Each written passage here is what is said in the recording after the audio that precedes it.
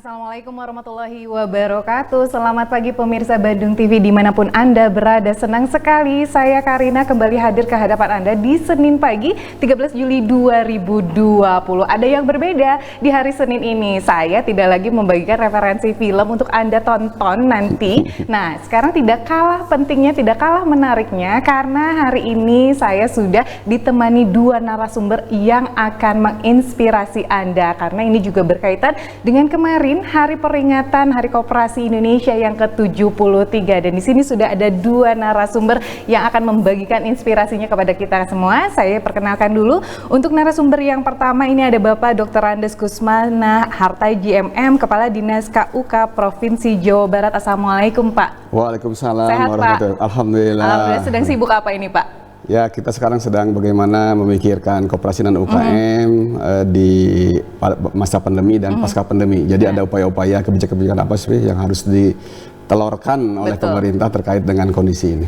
Betul sekali, sepertinya sekarang lagi sibuk-sibuknya ya Pak ya? Betul sekali.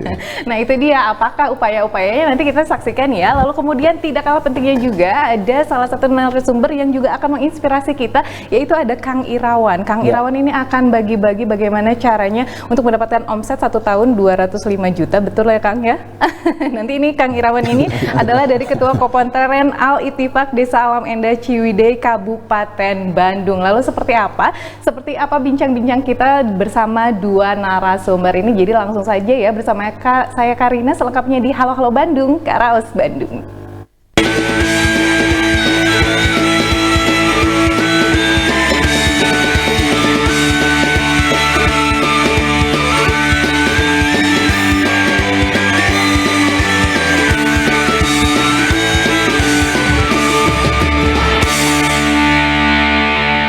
Pemanfaatan teknologi informasi dalam pemasaran produk koperasi dan usaha kecil pada era adaptasi kebiasaan baru atau AKB. Dua narasumber di sini, Bapak Dr. Andes Kusmana Hartaji, Kepala Dinas KUK Provinsi Jawa Barat, dan Kang Irawan, Ketua Kopontren Al-Ittifaq Desa Alam Endah Ciwidey Kabupaten Bandung. Sebelum ke Kang Irawan, saya ke Pak Kusmana dulu ini. Sepertinya tadi sudah disinggung barangkali sekarang sedang sibuk-sibuknya karena kemarin peringatan Hari Koperasi ke-73. Sudah ada virtual ceremony juga katanya kemarin. Betul, ya Pak ya. Boleh diceritakan barangkali sebelum kita menceritakan mengenai pemanfaatan informasi teknologi ini, boleh diceritakan dulu Pak keadaan yang perbedaan antara sebelum pandemi lalu kemudian setelah pandemi dan sekarang pada masa AKB ini Pak. Ya, jadi terima kasih. Sebelum pandemi sebetulnya kan kita juga tidak menyangka gitu akan kondisi seperti ini. Ini izin Allah dan takdir Allah terkait dengan kondisi yang kita hadapi. Jadi tantangan, ada juga peluang sebetulnya ya di masa pandemi yang terjadi. Jadi hampir sekitar 70% sebetulnya koperasi di Jawa Barat itu terdampak. Nah, ini terkait dengan pasar menjadi menurun, daya beli masyarakat juga berkurang gitu kan. Terus juga UKM juga terdampak gitu kan. Jadi dia ada beberapa yang memang tidak bisa produksi dan memberhentikan produksi hampir sekitar 30%. Tapi alhamdulillah ini juga satu peluang, ada peluang yang memang muncul di masa pandemi ini terkait juga dengan pemanfaatan teknologi informasi. Betul. Karena sekarang perubahan perilaku masyarakat hampir 25% dari data yang saya miliki sebetulnya berubah ke arah yang digitalisasi. Jadi maksudnya online gitu. Betul. Jadi 25% di Jawa Barat itu sebetulnya belanjanya sudah mulai online. Ini adalah peluang sebetulnya dari kondisi-kondisi yang saat ini terjadi gitu. Lalu barangkali ada program-program yang ditawarkan oleh pemerintah daerah Jawa Barat terkait dengan hal tersebut Pak? Betul, jadi sebelumnya memang kita juga sudah melakukan di awal, malah di 2019 kita sudah mulai digitalisasi koperasi.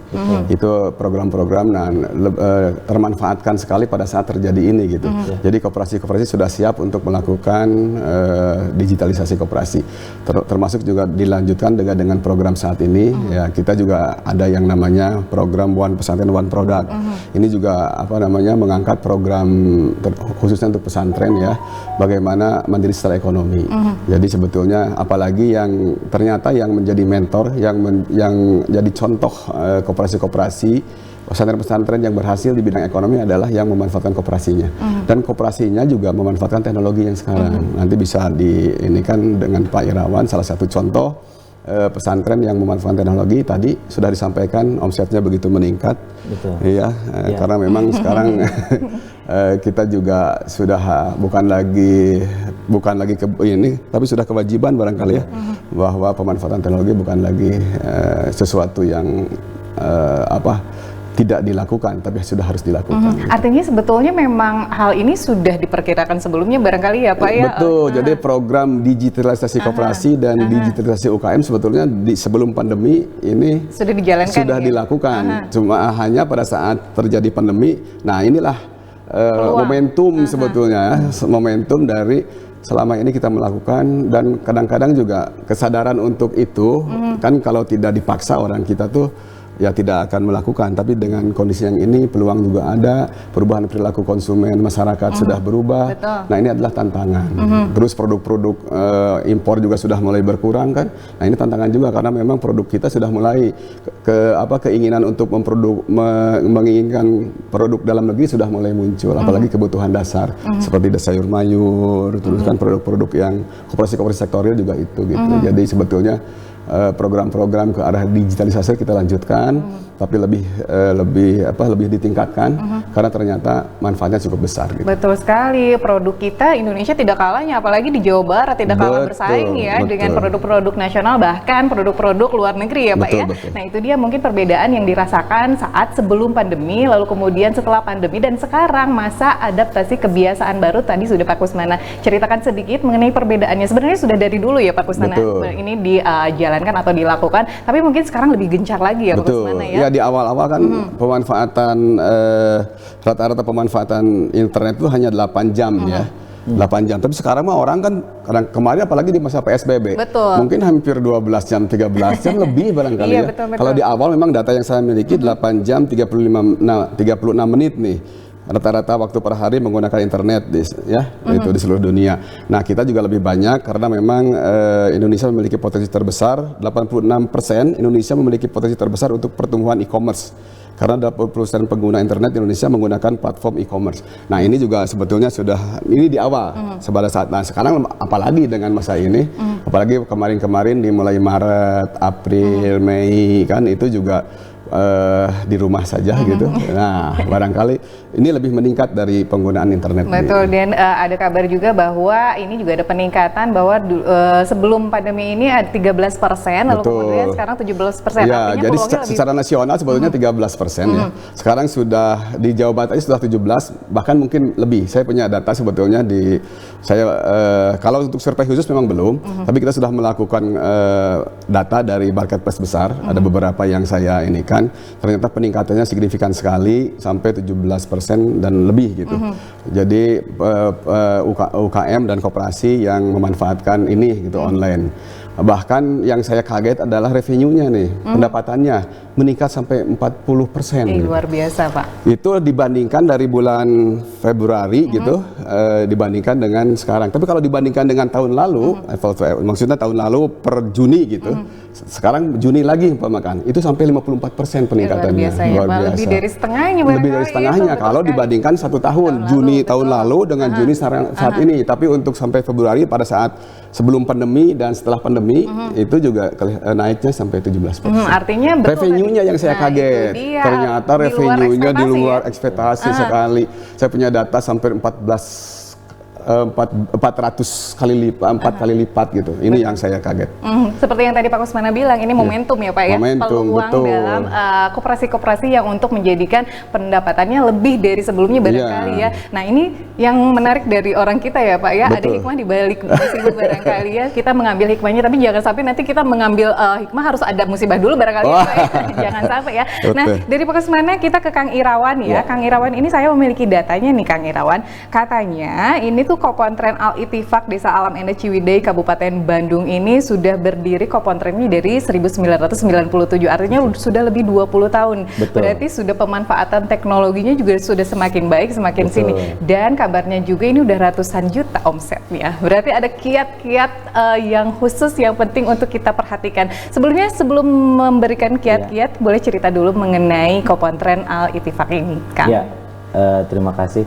Jadi sebetulnya Koperasi Pondok Pesantren Al-Ittifaq ini mendirikan koperasi itu tahun 1997. Jadi awal kita bergerak di sektor pertanian itu di 1970.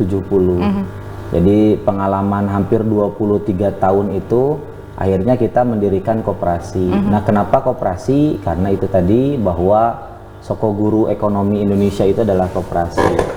Koperasi bagaimana ketika lahir koperasi ini akan banyak melakukan pemberdayaan kepada masyarakat. Jadi koperasi Pondok Pesantren Al-Ittifaq bergerak di sektor pertanian itu existing sebelum 2019 itu kita memiliki 9 kelompok tani dengan 270 orang petani binaan. Nah, dari 270 orang petani binaan ini spesifik ke alumni santri. Dengan adanya program OPOP di 2019, sekarang kita memiliki 16 pondok pesantren dengan sekitar 300-an santri dan ustadz yang terlibat untuk sektor usaha, dan Al-Ittifaq ditunjuk sebagai agregator. Jadi bukan hanya bagaimana mentransferkan ilmu di sektor pertanian, juga kami mentransfer sebagai agregator menerima produk-produk dari pesantren-pesantren yang pada 2019 ini ikut terlibat di program OPOP.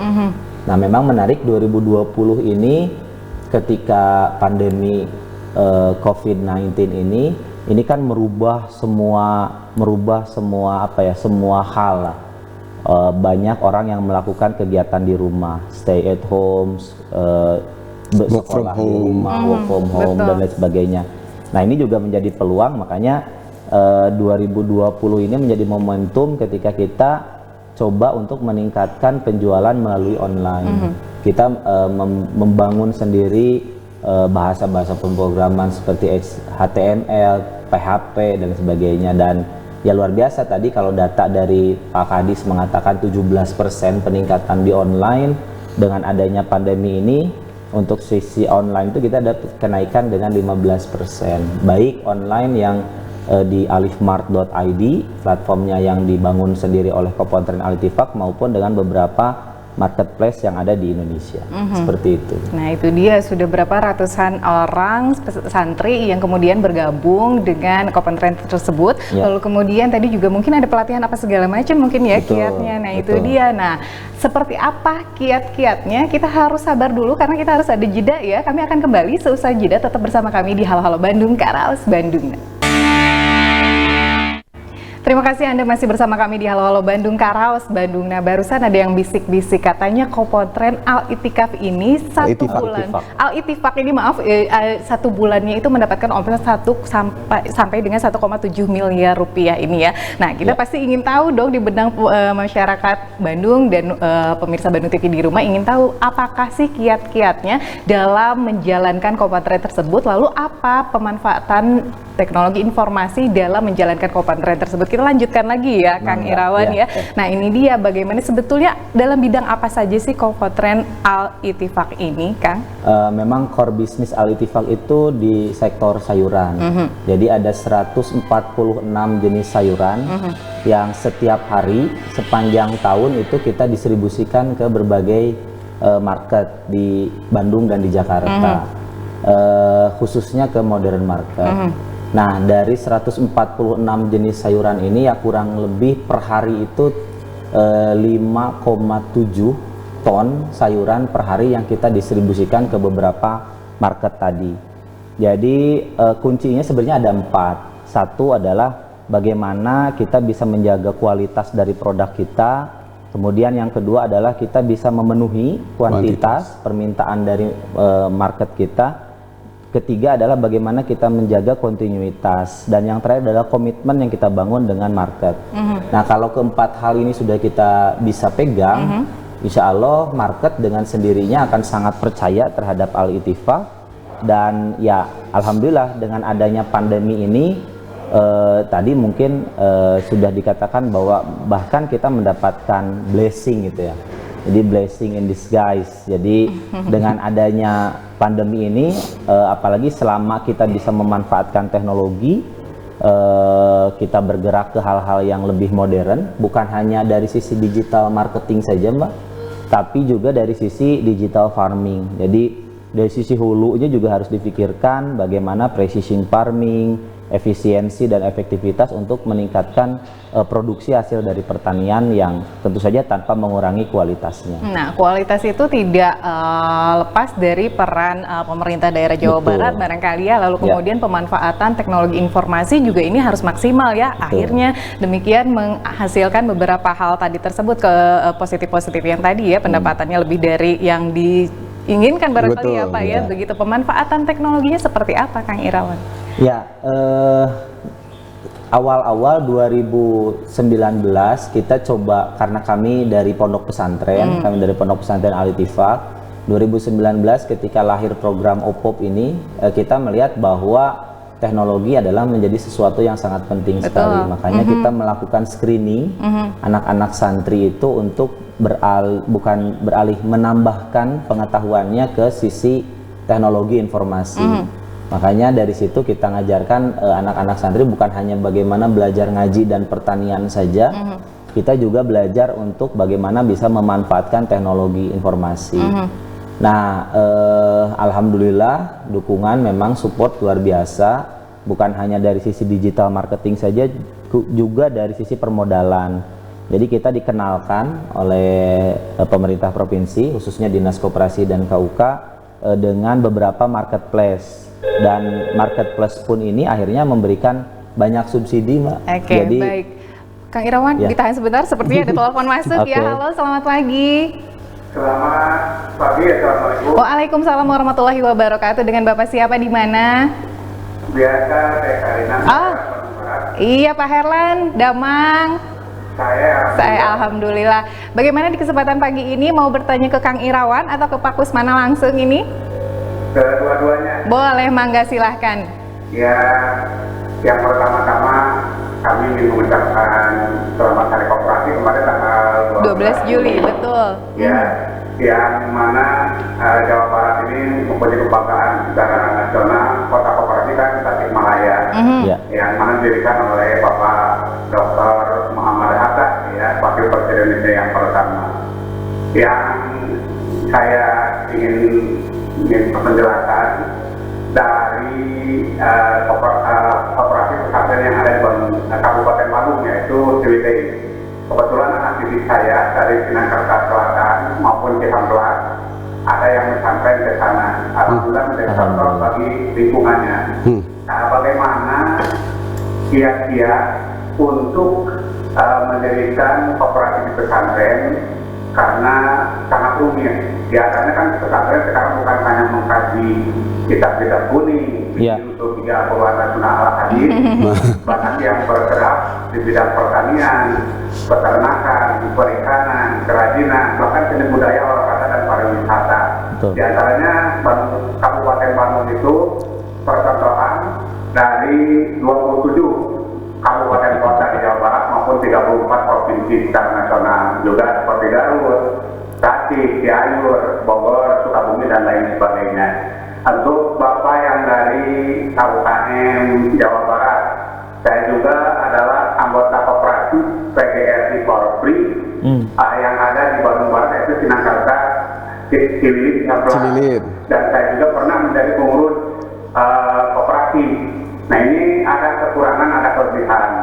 Kelebihannya kita mengamalkan Undang-Undang Dasar 45 Pasal 33 ayat 1, di antaranya kekeluargaan. Nah, ini dari anggota untuk anggota. Lalu kelemahannya, yang mana pinjamannya itu Karina tidak terlalu besar. Apalagi kalau dahulu tahun 80-an, pinjam itu di bawah 5 juta, bahkan menunggu sampai berbulan-bulan karena banyak anggota. Nah, ini untuk memudahkan peminjaman tersebut, kita kalah oleh bank, baik BDB, BRI, BNI, ya, tidak menunggu lama untuk meminjamnya. Demikian, mudah-mudahan bisa menjelaskan sejelas-jelasnya. Terima kasih. Assalamualaikum. Iya, waalaikumsalam warahmatullahi wabarakatuh. Pak Herlan di Bandung Barat nih. Pak Herlan ya. Iya. Baik, Pak Herlan. Tadi pertanyaannya sebetulnya banyaknya ke Al-Ittifaq. Tapi terkait dengan tadi sumber pembiayaan sebetulnya, memang kita sedang merintis dan merintis kembali sebetulnya. Kita kan punya dana bergulir gitu kan.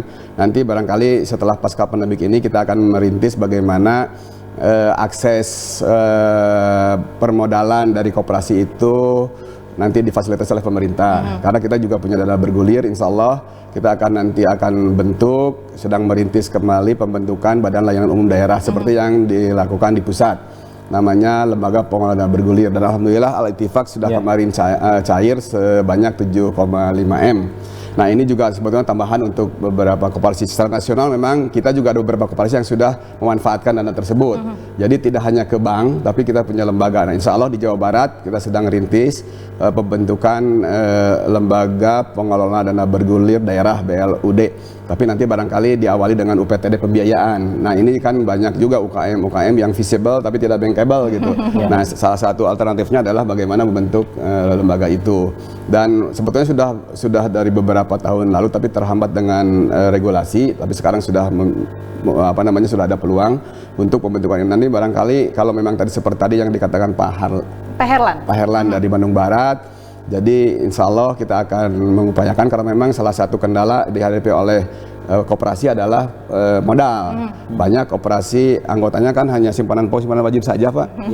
Simpanan pokok sabar hasih gitu kan, simpanan wajib berapa setiap ininya. Tapi dia butuh pembiayaan untuk usahanya. Nah ini juga harus disupport oleh pemerintah. Dan fungsi kami sebenarnya hanya memfasilitasi.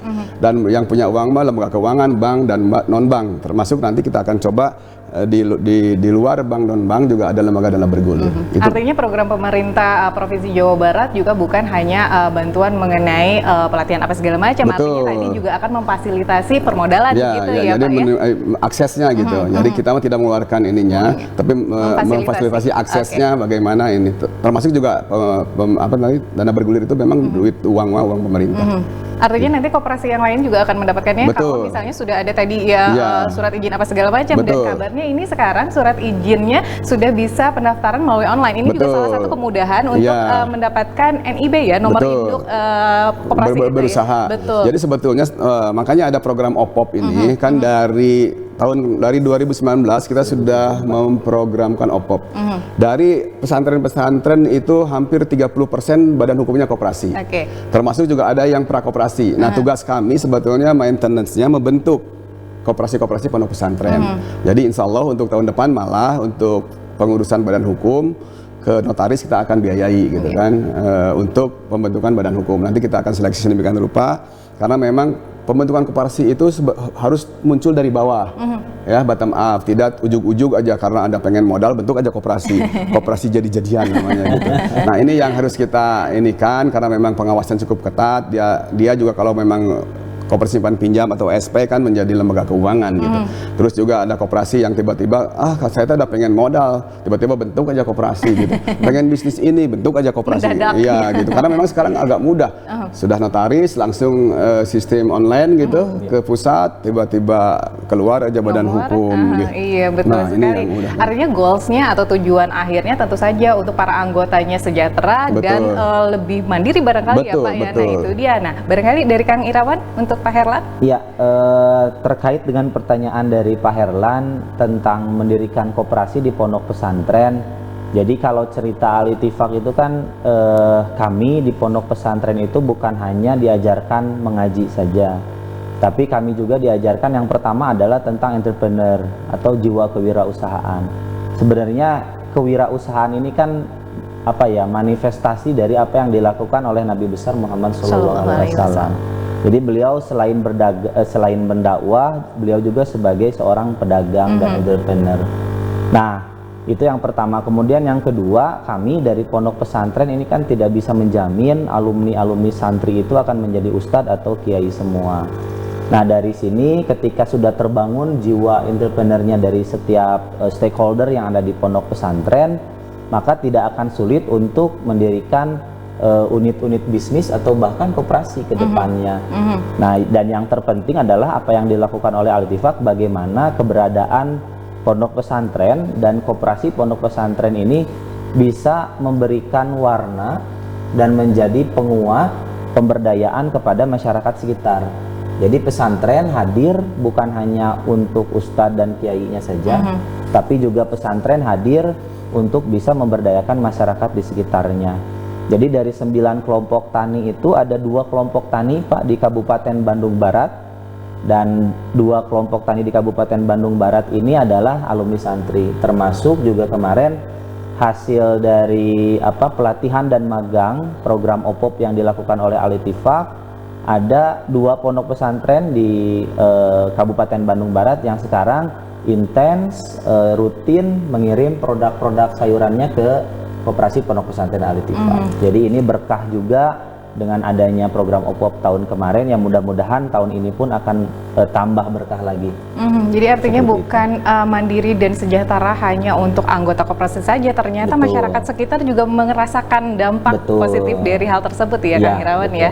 Nah itu dia yang harus kita contoh barangkali dari Al-Ittifaq ini. Bahkan Pak Menteri juga bilang ini Al-Ittifaq itu akan menjadi role model ke depannya ya. Lalu seperti apa ya role model yang dikatakan oleh Pak Menteri, nanti barangkali akan dijelaskan oleh Pak Kuswana. Tapi setelah yang satu ini ya, dan Anda juga masih bergabung bersama kami bisa di 022721414. Tapi setelah yang satu ini ya, tetap bersama kami di Halo Halo Bandung, Kak Raus Bandung. 022721414 bisa Anda pergunakan untuk bergabung bersama kami, berpartisipasi barangkali mengenai hal yang kami perbincangkan pada pagi hari ini mengenai pemanfaatan teknologi informasi dalam pemasaran produk koperasi dan usaha kecil pada era AKB atau adaptasi kebiasaan baru. Dan tadi saya sudah menyinggung sedikit mengenai Menteri Koperasi dan Usaha Kecil dan Menengah ini mengatakan bahwa Al-Ittifaq ini akan menjadi role model atau percontohan karena sudah transformatif, pro teknologi dan melek IT. Tentu saja pemanfaatan teknologi informasi ini juga tidak ada lepas dari peran pemerintah Provinsi Jawa Barat. Seperti apa Pak Kusman? Jadi betul ya, salah satu yang jadi role model adalah karena lengkap gitu. Pada saat bisnisnya, terus juga bisnis modelnya yang memanfaatkan teknologi, juga memang pemberdayaan koperasi sekarang diarahkan ke sektor real. Sektor real itu ke sayuran, perikanan gitu kan, terus juga di pangan. Nah ini adalah salah satu koperasi pangan gitu kan yang memang mendukung kondisi saat ini. Jadi di proses bisnisnya sudah melakukan beberapa hal tadi untuk pemberdayaan masyarakatnya. Jadi pondok pesantren bukan hanya sebagai lembaga pendidikan, lembaga dakwah, dan juga pemberdayaan, fungsi pemberdayaannya itu gitu. Jadi tugas pokok sebagai lembaga pendidikannya tetap ada gitu. Tapi bagaimana dia mengembangkan ekonominya? Karena selama ini pesantren itu ya hanya mengandalkan hibah, bansos gitu kan, tidak tertantang untuk bagaimana menggratiskan santrinya, dan melalui kegiatan ekonomi ini kan terbantu sekali. Jadi ada beberapa pesantren yang sudah berhasil mengembangkan itu. Jadi salah satunya adalah Al-Ittifaq, ada beberapa juga seperti di Bogor, Nurul Iman, terus di Tasikmalaya itu Al-Idrisiyah, terus Daud Tauhid juga, itu adalah komponen-komponen yang menjadi mentor. Nanti juga sebetulnya ada sekitar 10 yang kemarin juara provinsi, karena memang kita diaudisikan gitu, model bagaimana mengembangkan, memberdayakan one pesantren one product itu dengan tahapan kompetisi gitu. Ini yang agak berbeda dan tertantang, karena memang kebanyakan juga pengelola yang berhasil seperti Kang Irawan itu yang generasi muda. Generasi muda itu mudah menerima perubahan. Terus juga dia arahnya ke arah yang inovatif dan kreatif gitu. Juga ada kolaborasinya. Jadi tujuan Pak Gubernur Jabar Juara melalui lahir batin, melalui inovasi dan kolaboratif itu sudah ada nempel di program ini, dan juga di mereka pengelola koperasi yang ini. Karena memang mereka dari generasi muda gitu. Jadi saya yakin insya Allah calon-calon pemimpin bangsa barangkali, calon-calon pengusaha bangsa ini yang seperti ini tadi sudah sudah disampaikan penghasilannya gitu, tapi tidak hanya untuk pribadinya, tapi untuk mesejahterakan umat sekitar. Betul sekali. Barangkali mungkin yang dilakukan pemerintah Provinsi Jawa Barat ini sudah banyak program yang ditawarkan. Tentu saja banyak kesulitan yang dihadapi? Seperti apa Pak kesulitan? Tantangannya sebetulnya ya komunikasi ya. Kita karena memang provinsi juga tidak ingin cantik sendiri gitu. Jadi keberhasilan provinsi itu didukung oleh 27 kabupaten kota. Jadi harus mengurus juga 27 dapurnya di kabupaten kota. Apalagi sekarang kan sudah provinsi sudah wajar tanpa pengecualian dari BPK itu ke-9. Dan tahun ini 27 kabupaten kota semua WTP gitu. Nah, ini juga membuat kita menjadi bangga gitu. Jadi bangganya bukan hanya tingkat provinsi, tapi tingkat kabupaten juga ini. Nah, ini nih salah satunya. Dan program kita juga awalnya memang banyak kenapa harus ke pesantren gitu kan. Kenapa arahnya ke desa? Ternyata memang pengembangan ekonomi itu banyak di desa-desa. Kalau desanya makmur, desanya berkembang, masyarakatnya berkembang, dia tidak akan urbanisasi ke kota. Jadi orang desa rezeki kota gitu. Amin ya. Nah, itu kan harusnya seperti itu dan, ya. Bisnis mendunia. Jadi itu.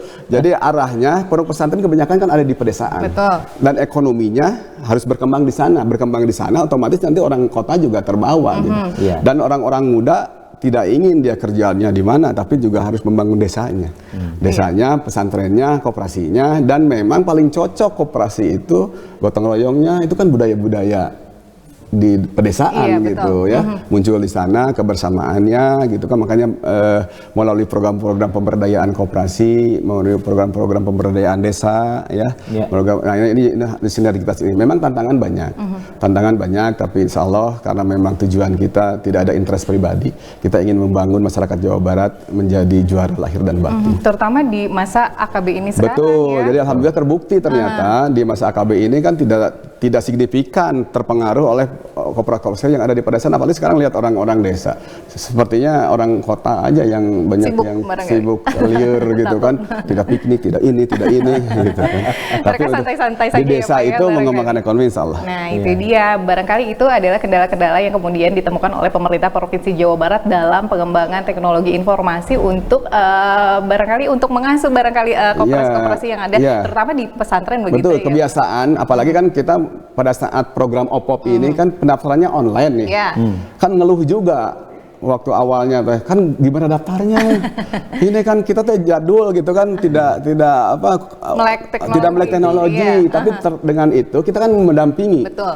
Anda mau daftar, kita dampingi. Jadi kita turun, bukan hanya di meja di provinsi saja, kita turun mendampingi, ini cara daftarnya gini. Kita berikan pemahaman gitu kan. Tapi kalau sudah biasa, oh iya ya gitu. Nah baru dia melek gitu. Jadi insya Allah lah melalui pendampingan, melalui upaya kita bahwa masyarakat itu sudah harus tertantang. Kalau ada tantangan kan biasanya, apalagi yang ini kan generasi muda, pasti dia ikut gitu. Nah itu dia, barangkali output atau dampaknya juga yang lagi-lagi kita sebutkan bukan hanya kesejahteraan para anggotanya, tetapi masyarakat yang di sekitarnya juga bisa merasakan. Betul. Ya Pak ya. Dan ternyata tantangan-tantangan tadi sudah bisa ditawarkan oleh pemerintah Provinsi Jawa Barat. Kita akan memfasilitasi kesulitan-kesulitan tersebut dari penjabaran mengenai melek teknologi informasi. Betul, tadi. jadi ada pendampingan gitu. Kalau memang ada keluhan, ya kita dampingi, kita datangi. Boleh curhat ya Pak ya? Boleh.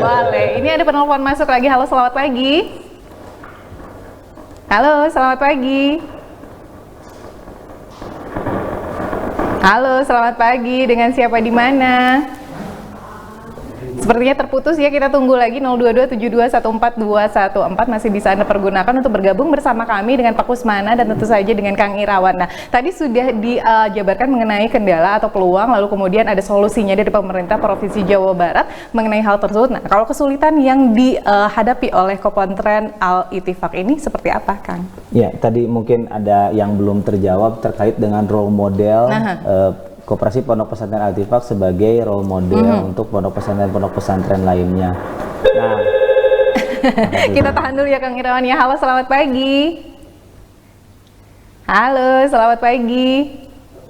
Halo. Iya, halo, selamat pagi. Dengan siapa di mana, Pak?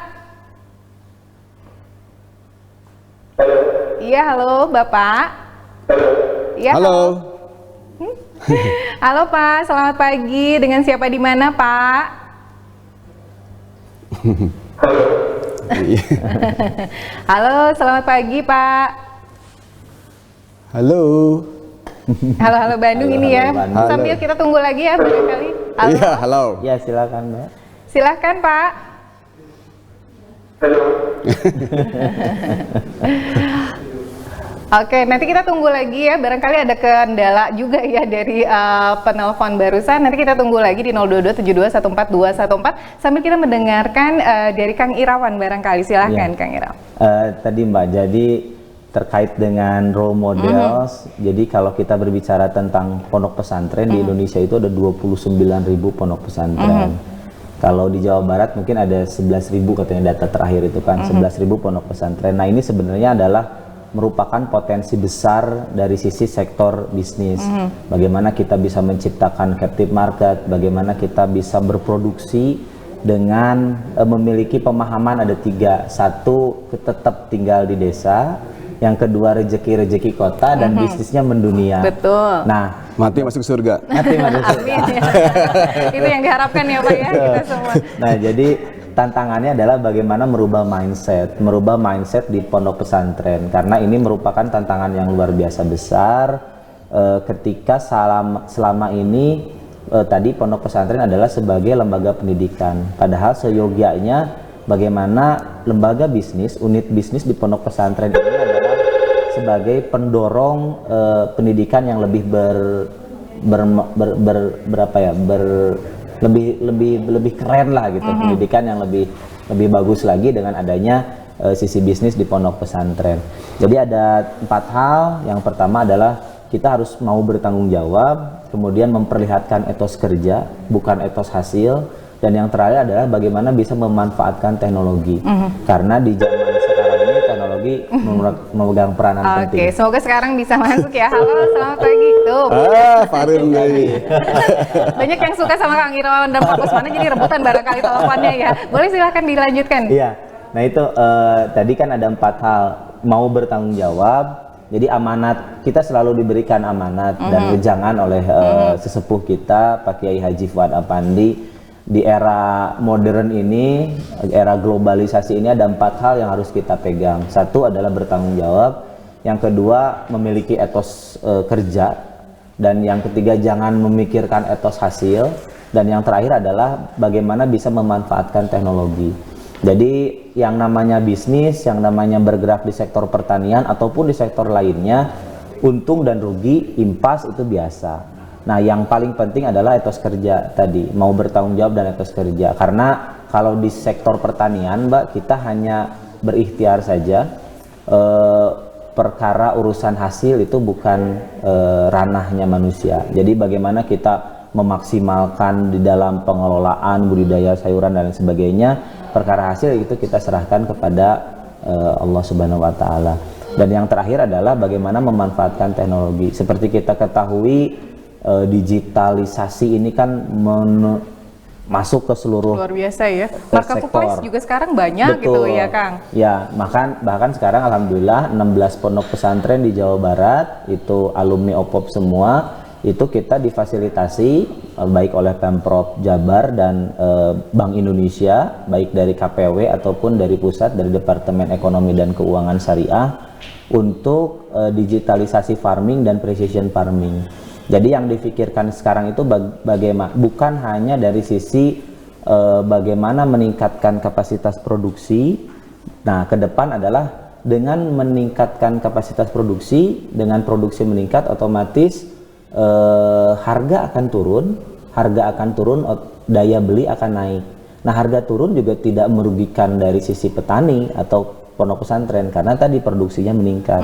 Nah, produksi ini bisa meningkat kalau dari sisi budidaya itu pendekatan teknologi bisa dilakukan secara baik dan benar. Oke, tadi jadi ada 4 hal yang harus diperhatikan. Yang pertama adalah tanggung jawab, lalu kemudian etos kerja, jangan memikirkan etos hasil, lalu yang terakhir pemanfaatan teknologi tentu saja ya. Halo, selamat pagi. Halo, selamat pagi. Iya, halo, dengan Bapak siapa di mana? Ya, selamat pagi. Saya Nangga dari Kabupaten Bandung. Iya, silakan Pak Nangga. Ya, sebelumnya saya mengucapkan selamat Hari Jadi Koperasi yang ke-73 untuk Dinas Koperasi Provinsi Jawa Barat atau Kementerian Koperasi. Dan saya juga merupakan alumni OPOP 2019. Alhamdulillah saya dimagangkan di Alisipa terkait sektor pertanian. Kalau dulu saya bingung memikirkan gimana cara memasarkan produk, tapi alhamdulillah berkat OPOP dan setelah dimasarkan di Alisipa, saya tidak bingung lagi untuk memasarkan produk. Terima kasih semuanya. Ada yang mau saya tanyakan. Silakan Pak Nanda. Terkait digitalisasi koperasi, saya sangat terinspirasi sekali dari paparan Bapak Irawan tadi, yang dimana pesantren sendiri sudah mempunyai marketplace berupa Alifmat ID. Semoga ini jadi inspirasi buat pesantren-pesantren lain. Gimana caranya supaya koperasi pondok pesantren ini bisa menjadi menjadi role model buat pesantren-pesantren yang lain. Pertanyaannya, Mbak, apakah Dinas Koperasi sendiri memiliki program terkait digitalisasi untuk marketplace? Oke. Mungkin itu saja pertanyaannya. Iya, ada lagi? Kang Nanda? Terima kasih. Iya, baik. Assalamualaikum warahmatullahi wabarakatuh. Waalaikumsalam warahmatullahi wabarakatuh. Silakan. Enggak, tadi siapa namanya? Nanda, Kang Nanda. Kang dari Nanda, Kabupaten alhamdulillah. Jadi berarti program OPOP ini sangat bermanfaat ya. Salah Bukti satunya nyata tadi ya, Pak, ya? bukti nyata ya. bahwa pemasaran sudah tidak jadi masalah lagi gitu. Terkait dengan marketplace, memang beberapa koperasi juga sudah mulai bangkit secara mandiri. Kita juga memang kerjasama dengan marketplace besar dan juga ada juga namanya sebetulnya yang baru itu icalan.id gitu. Bahasanya icalan.id. Kita juga sedang merintis itu. Nanti barangkali pendampingannya kita lakukan karena yang alumni OPOP tidak dilepaskan nanti. Ada pemeliharaan nih, jangan sampai juga dilepas begitu saja. Kita kan juga memikirkan data pesantren yang 8.000 tadi. 8.000 ternyata ada beberapa yang belum terdaftar, sekitar 10 ribuan lah sebetulnya pesantren, tapi yang terdaftar mempunyai NSPP gitu, itu sekitar 8.000 lebih, jadi cukup banyak. Dan target kita sampai 2023 itu 5.000 gitu insya Allah. 5.000 yang mengikuti pesantren one product. Jadi sebetulnya di kita juga ada program nanti pendampingan, hanya barangkali untuk tahun ini karena ada refocusing gitu. Insya Allah tahun depan kita akan lanjutkan terkait dengan pendampingan, bagaimana sebetulnya membuat marketplace atau bahkan tidak usah bikin marketplace-nya, tapi juga bergabung dengan marketplace yang ada. Tetapi bagaimana caranya, nah ini yang harus kita latihkan, harus kita didikan, harus kita dampingi. Karena kita juga ada pendamping OPOP, ada pendamping UMKM, ada petugas penyuluh koperasi lapangan. Nah ini juga diturunkan barangkali ke masing-masing koperasi dan UKM, bagaimana dia meningkatkan teknologi itu. Jadi fungsi-fungsi pemerintah seperti itu. Artinya ternyata tidak dilepas begitu saja, tetap ada pendampingan, ada maintenance, dan untuk memastikan barangkali sudah seperti apa hasilnya. Betul, begitu ya Pak ya? Tidak sampai di situ saja. Ada yang ditambahkan Kang Irawan? Kami hanya ingin menambahkan saja bahwa Indonesia memiliki cita-cita menjadi poros ekonomi syariah dunia di 2024 dan menjadi pusat pangan dunia di 2024. Nah, ini adalah salah satu jalan juga bahwa pondok pesantren itu memiliki potensi yang luar biasa yang selama ini mungkin beberapa tahun ke belakang memang belum dimaksimalkan dan belum diperlihatkan. Nah, alhamdulillah dengan program-program di Pemprov dan program-program di kementerian ataupun di pemerintah pusat yang alhamdulillah sudah ada perhatian banyak terhadap pondok pesantren, mohon ini untuk bukan lagi pada tataran wacana, bukan lagi pada tataran rencana, tapi sudah pada tataran implementasi.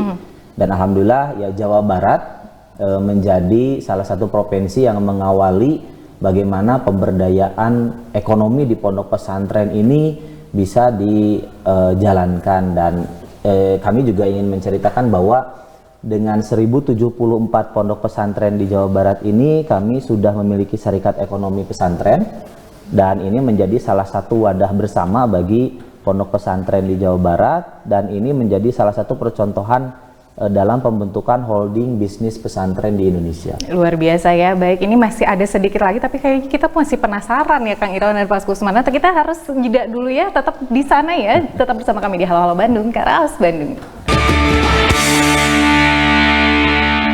Terima kasih Anda setia bersama kami hingga akhir segmen di Halo Halo Bandung, Karaos Bandung. Nah, sebelum mengakhiri perjumpaan kita pada pagi hari ini, closing statement dari dua narasumber yang menginspirasi, mungkin kita tadi sedikit menggarisbawahi untuk menjadi hidup bahagia, barangkali pendapatannya besar, hidup di desa, pendapatan kota, mati masuk surga gitu ya Pak ya.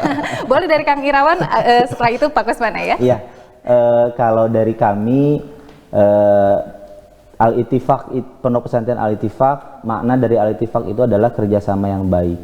Di dalam bisnis, ilmu pengetahuan, dan teknologi kami lintas agama. Jadi itu yang ingin kami sampaikan, bahwa Islam itu menjadi Islam rahmatan lil alamin, bagi rahmat bagi seluruh alam. Begitu, oke. Dari Pak Kusmana. Baik, saya lupa tadi ucapan selamat Hari Koperasi sebetulnya tidak hanya ke kita, bahwa Hari Koperasi itu hari gerakan koperasi gitu, untuk masyarakat koperasi Jawa Barat. Jadi saya yang mengucapkan kepada Kang Irawan selamat Hari Koperasi. Untuk kita semua barangkali ya Pak. Iya, kita semua gitu. Ya, selanjutnya juga ya, memang koperasi harus bangkit di era pandemi ini, di era adaptasi kebiasaan baru, karena saya yakin koperasi tidak saja sejajar dan bukan hanya slogan saja menjadi sokong guru perekonomian nasional. Fakta-faktanya sudah dimunculkan di kita di Jawa Barat gitu, bahwa koperasi bisa bertahan di masa pandemi. Saya juga baca di beberapa media ternyata perusahaan-perusahaan ada yang sama sekali memberhentikan ininya, apalagi karyawannya banyak yang di PHK ternyata gitu kan. Tapi koperasi coba lihat, koperasi itu bisa bertahan, bisa bangkit, apalagi yang terkait dengan pangan gitu. Ini yang memang membuat kita lebih yakin bahwa koperasi adalah salah satu, bukan salah satu dari 3 badan usaha itu yang alhamdulillah bisa bertahan, dan harusnya memang usaha-usaha yang strategis itu memang harus diendong oleh koperasi, karena koperasi itu kita sebagai anggota, sebagai pelanggan, juga sebagai pemiliknya bukan hanya perorangan gitu kan, tapi kita dual identity. Anggota sebagai pemilik, anggota juga sebagai pelanggan. Ini yang kelebihan daripada koperasi, dan prinsipnya gotong royong dan kebersamaan, dan itu cocok sekali bagi bangsa Indonesia khusus di Jawa Barat. Iya, amin ya, semoga semuanya sukses ya Pak ya, bukan kita sebagai anggota koperasi, semuanya sukses dan sejahtera ya Pak ya. Terima kasih Kang Irawan, Ketua Kopontren Al-Ittifaq Desa Alam Endah Ciwidey Kabupaten Badung. Terima kasih Bapak Dr. Randes Kusmana Hartaji MM, Kepala Dinas KUK Provinsi Jawa Barat. Nanti ditunggu lagi hadir ke sini lagi ya Pak ya. Ya, terima kasih Anda telah bersama kami selama 1 jam ke belakang. Saya Karina mewakili seluruh kerabat kerja yang bertugas pamit undur diri. Assalamualaikum warahmatullahi wabarakatuh. Halo Bandung, Karaos Bandung. Ya, Kang Irawan, terima kasih. Alhamdulillah, sami-sami.